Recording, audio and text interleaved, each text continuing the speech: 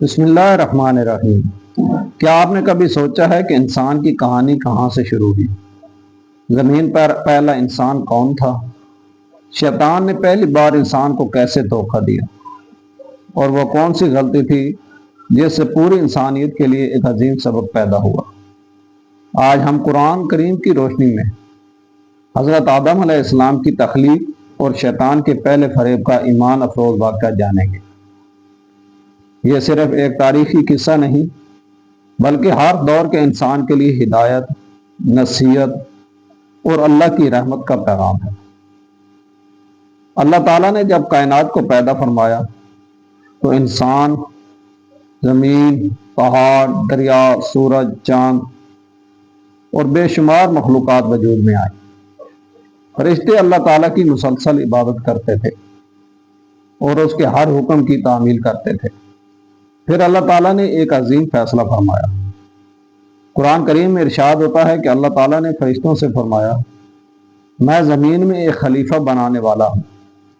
فرشتوں نے ادب کے ساتھ عرض کیا، اے ہمارے رب، کیا آپ ایسی مخلوق پیدا کریں گے جو زمین میں فساد کرے اور خون بہائے، جبکہ ہم تیری حمد کے ساتھ تسبیح اور پاکی بیان کرتے ہیں؟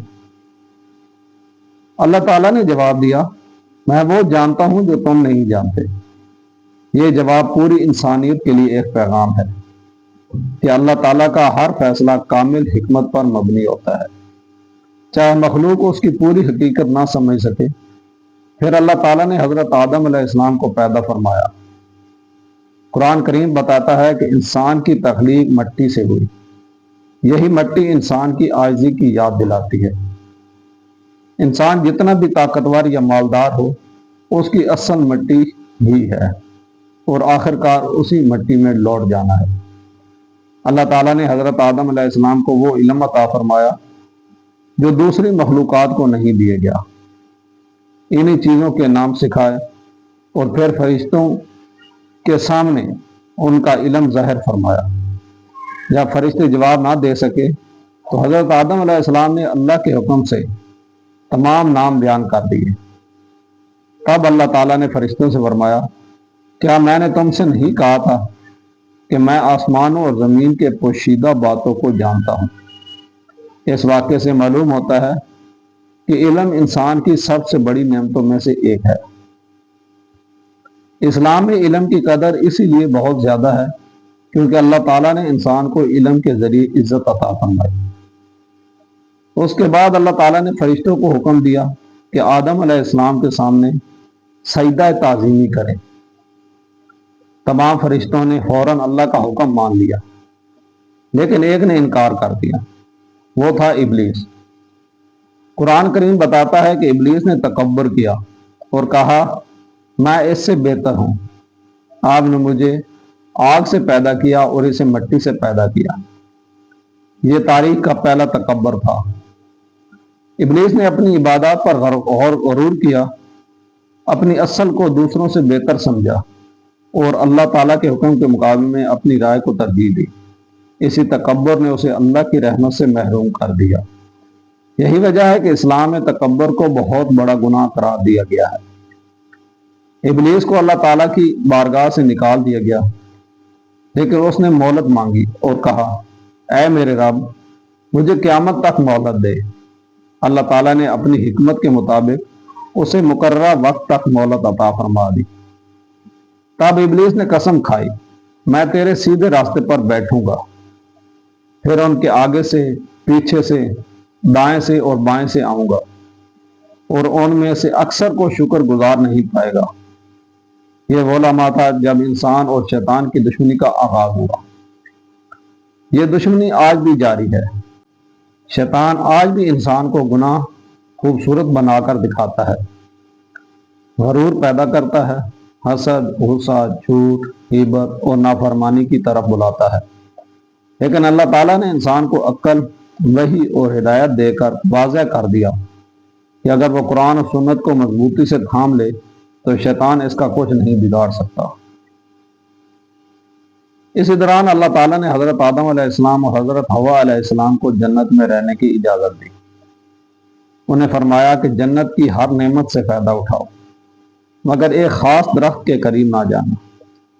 یہ حکم دراصل اطاعت کا امتحان تھا، کیونکہ اللہ تعالیٰ اپنے بندوں کی فرما برداری کو پسند فرماتا ہے۔ لیکن شیطان خاموش نہ بیٹھا۔ وہ جانتا تھا کہ اگر وہ آدم علیہ السلام کو اللہ کے حکم سے ہٹا دے گا تو انسان کے لیے آزمائش کا دروازہ کھل جائے گا۔ چنانچہ اس نے نہایت چالاکی سے وسوسے ڈالنے شروع کیے۔ شیطان مسلسل حضرت آدم علیہ السلام اور حضرت حوا علیہ السلام کے دلوں میں وسوسے ڈالتا رہا۔ وہ جانتا تھا کہ براہ راست اللہ تعالیٰ کے حکم کی مخالفت پر آمادہ کرنا آسان نہیں، اس لیے اس نے دھوکے، جھوٹ اور خوبصورت الفاظ کا سہارا لیا۔ قرآن کریم بتاتا ہے کہ شیطان نے ان سے کہا کہ اللہ تعالیٰ نے تمہیں اس درخت سے صرف اس لیے روکا ہے کہ کہیں تم فرشتے نہ بن جاؤ یا ہمیشہ جنت میں رہنے والے نہ ہو جاؤ۔ پھر اس نے قسمیں کھا کر کہا، میں تو تمہارا خیر خواہ ہوں۔ یہ شیطان کا پہلا بڑا فریب تھا۔ اس نے جھوٹ کو سچ کے لباس میں پیش کیا۔ یہی اس کا طریقہ آج بھی ہے۔ وہ انسان کو گناہ کی طرف براہ راست نہیں بلاتا، بلکہ اسے نیکی، آزادی، فائدے یا خوشی کا نام دے کر پیش کرتا ہے تاکہ انسان دھوکے میں آ جائے۔ بالآخر حضرت آدم علیہ السلام اور حضرت حوا علیہ السلام سے اتحادی لغزش ہوئی اور انہوں نے اس درخت کا پھل چکھ لیا۔ قرآن کریم بیان کرتا ہے کہ فوراً ان پر ان کی 70 پوشی ظاہر ہو گئی اور وہ جنت کے پتوں سے اپنے آپ کو ڈھانپنے لگے۔ یہ لمحہ ان کے لیے انتہائی ندامت کا تھا۔ اللہ تعالیٰ نے فرمایا، کیا میں نے تمہیں اس درخت سے منع نہیں کیا تھا؟ اور کیا میں نے تم سے نہیں کہا تھا کہ شیطان تمہارا کھلا دشمن ہے؟ حضرت آدم علیہ السلام نے اپنی غلطی پر کوئی بہانہ نہیں بنایا، نہ شیطان پر الزام ڈالا کہ خود کو بے قصور ثابت کرنے کی کوشش کی، بلکہ فوراً اپنے رب کی طرف رجوع کیا۔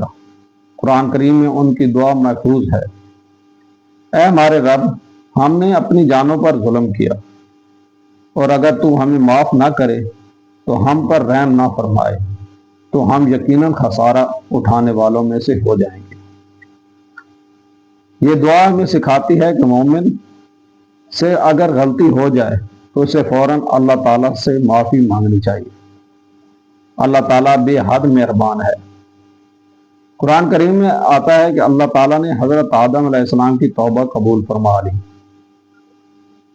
کیونکہ وہ بہت زیادہ توبہ قبول کرنے والا اور نہایت رحم کرنے والا ہے۔ یہاں ایک بہت بڑا سبق پوشیدہ ہے۔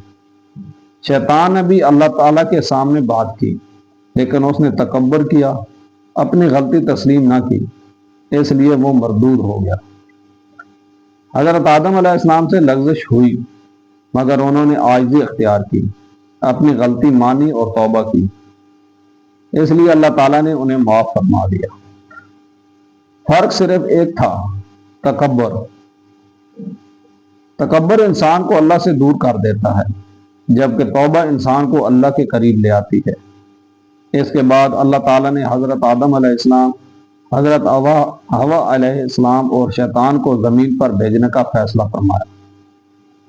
اللہ تعالیٰ نے فرمایا کہ زمین پر ایک مقررہ وقت تک تمہارا ٹھکانہ ہوگا، تم وہیں زندگی گزارو گے، وہیں موت آئے گی اور پھر قیامت کے دن دوبارہ اٹھائے جاؤ گے۔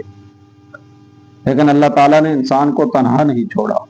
اس نے وعدہ فرمایا، جب میری طرف سے تمہارے پاس ہدایت آئے تو جو میری ہدایت کی پیروی کرے گا اس پر نہ کوئی خوف ہوگا اور نہ وہ غمگین ہوگا۔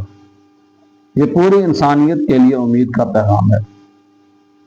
اللہ تعالیٰ نے انبیاء کرام علیہ السلام بھیجے، کتابیں نازل فرمائیں اور حق و باطل کو واضح کر دیا تاکہ انسان شیطان کے دھوکے سے بچ سکے۔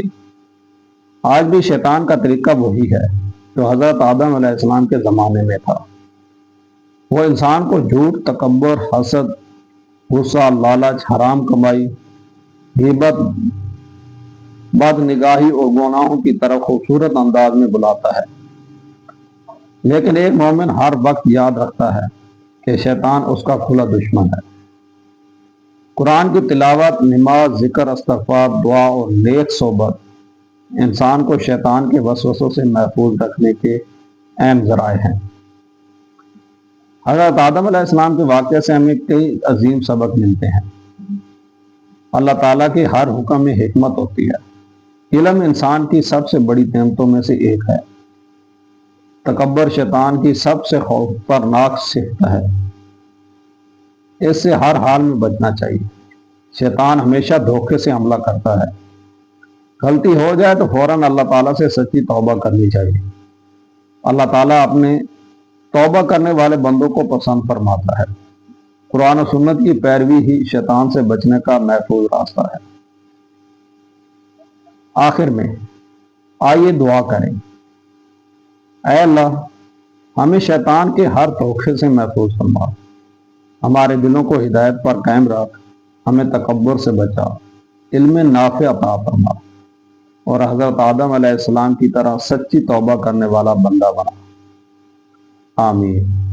اگر یہ واقعہ آپ کے دل کو چھو گیا ہو تو اسے دوسروں تک ضرور پہنچائیں، کیونکہ شاید آپ کے ذریعے کسی کی زندگی میں ہدایت کی ایک نئی روشنی آ جائے۔